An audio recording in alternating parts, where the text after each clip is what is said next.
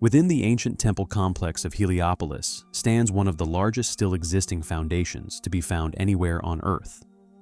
Now known as the Temple of Jupiter, its base consists of a set of limestone blocks, each measuring some 10 meters long and weighing over 1,000 tons. A seemingly impossible ancient feat, yet one decidedly claimed as having been undertaken and completed during the Roman Empire. How they accomplished this feat with far less sophisticated tools than we today, however, remains a complete mystery.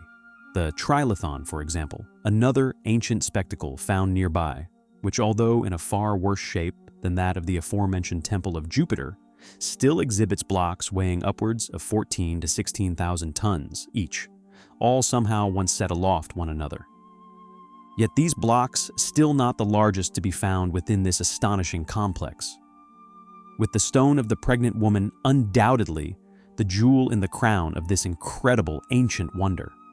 A stone of simply colossal scale, whose original and now official explanation for its origins, once seemingly rushed, explained away as nothing more than the work of a known ancestor, with this stone in particular, due to its gargantuan size, and also its strange position, had their builders, and indeed their capabilities, clearly and possibly deliberately misidentified, as one will see.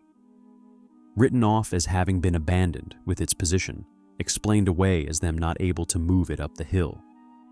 I have always maintained that the megalith, clearly part of an existing, yet still buried structure, submerged under sediment kicked up by the same event that this chosen story has conveniently then concealed.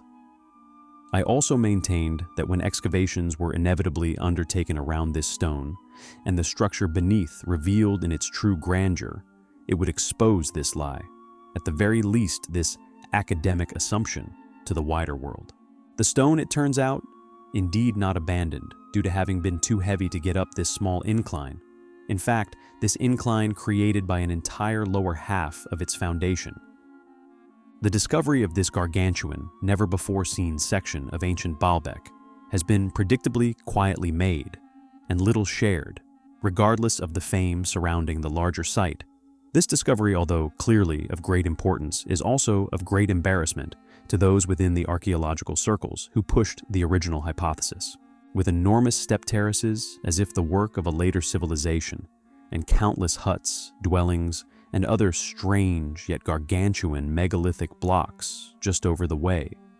What this additional set of ruins are, and indeed how they link or cannot be linked into this already established timeline of events, may perhaps be one of the main reasons not more attention or funding is being directed at establishing what this clearly incredibly important addition to the site once was.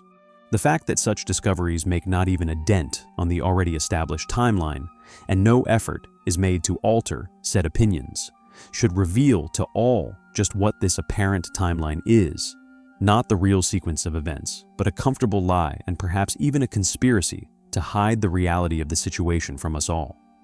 It is a discovery which I find highly compelling.